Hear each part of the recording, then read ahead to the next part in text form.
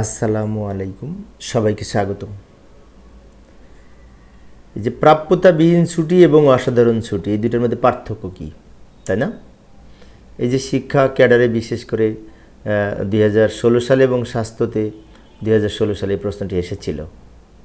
তো এইভাবে আমরা লিখতে পারি, ছুটি পাওনা না থাকা সত্ত্বেও একজন কর্মচারীকে ভবিষ্যতের সমন্বয়ের শর্তে যে ব্যক্তিগত বিশেষ কারণে মেডিকেল সার্টিফিকেটের ভিত্তিতে যে বা মেডিকেল সার্টিফিকেট ব্যতীত যে ছুটি দেওয়া হয় তাকেই বলা হয় এই প্রাপ্যতাবিহীন ছুটি। বিষয়টি আবারও বলছি, লক্ষ্য করি, প্রাপ্যতাবিহীন ছুটির সাথে কিন্তু ভবিষ্যতের ছুটি সমন্বয় করবে, এটার শর্ত আছে। ছুটি পাওনা নাই, কিন্তু আমি এখন ছুটি নিচ্ছি, পরবর্তীতে আমি অর্জিত ছুটির সাথে সমন্বয় করব, এই ধরনের ছুটিকে বলা হয় প্রাপ্যতাবিহীন ছুটি।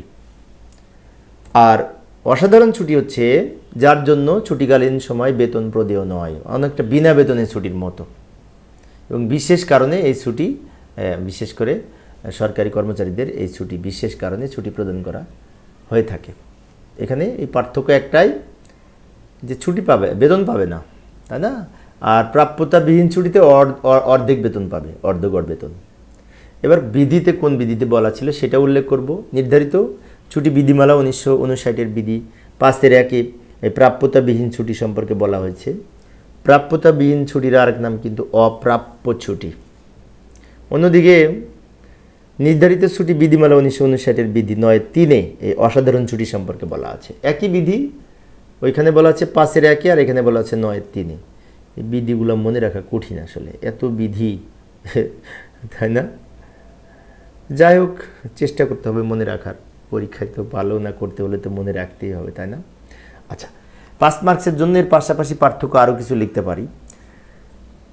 প্রাপ্যতাবিহীন ছুটি হচ্ছে অগ্রিম ছুটি, কারণ এটি পরবর্তীতে সমন্বয় করা হয়, কিন্তু অসাধারণ ছুটি অগ্রিম ছুটি নয়। আচ্ছা, একটা বিষয় বলি, এই বিনা বেতনের ছুটি আর অসাধারণ ছুটি এটা কাছাকাছি, কিন্তু বিধি আলাদা, বিধি আলাদা আলাদা বিধিতে বলেছে, কিন্তু এই দুটো ছুটির বিশেষ করে বৈশিষ্ট্য প্রায় কাছাকাছি।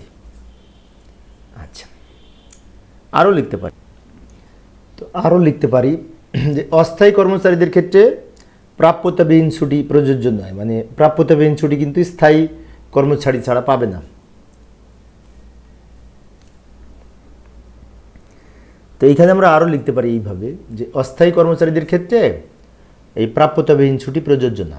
প্রাপ্যতাবিহীন ছুটি স্থায়ী কর্মচারীরাই পাবে, অস্থায়ীরা পাবে না। কিন্তু স্থায়ী অস্থায়ী উভয় কর্মচারীরাই এই অসাধারণ ছুটি পাবে, পেতে পারে। এবার আসি, কোন ছুটি কতদিন পর্যন্ত পাবে সেটাও লিখব। এই মেডিকেল সার্টিফিকেটের ভিত্তিতে প্রাপ্যতাবিহীন ছুটির সর্বোচ্চ মেয়াদ হচ্ছে 12 মাস, আর মেডিকেল সার্টিফিকেট ব্যতীত 3 মাস। মানে মেডিকেল সার্টিফিকেট যদি থাকে তাহলে 12 মাস, আর মেডিকেল সার্টিফিকেট না থাকলে 3 মাস, এই প্রাপ্যতাবিহীন ছুটির ক্ষেত্রে। অন্যদিকে অসাধারণ ছুটির ক্ষেত্রে মেডিকেল সার্টিফিকেট যদি থাকে তার ভিত্তিতে 6 মাস, আর এককালীন 3 মাস। এবার আসি এই বেতনের ক্ষেত্রে। প্রাপ্যতাবিহীন ছুটিতে অর্ধগড়ে বেতন পাবে, মানে অর্ধেক বেতন পাবে প্রতি মাসে ছুটিকালীন থাকার সময়। অন্যদিকে অসাধারণ ছুটি বিনা বেতনের ছুটি, এখানে বেতন পাবে না। সবার শেষে আরও লিখতে পারি, প্রাপ্যতাবিহীন ছুটি কর্মচারীদের পেনশন এবং পদোন্নতির সময় গণনাযোগ্য। মানে প্রাপ্যতাবিহীন ছুটি কিন্তু যেহেতু সমন্বয়ের উদ্দেশ্যেই ছুটি নেওয়া হয়েছে, তাই ভবিষ্যতে যখন পেনশনের সময় ছুটি কাউন্ট করবে তখন এই ছুটি বাদ যাবে ওই ছুটি থেকে গণনা করার সময়, ঠিক আছে? মানে এখানে মানে কি, ওটা হিসাবে আসবে। অন্যদিকে অসাধারণ ছুটি কর্মচারীদের পেনশন এবং পদোন্নতির সময় গণনাযোগ্য নয়, মানে এটা গোনায় আসবে না, তাই না?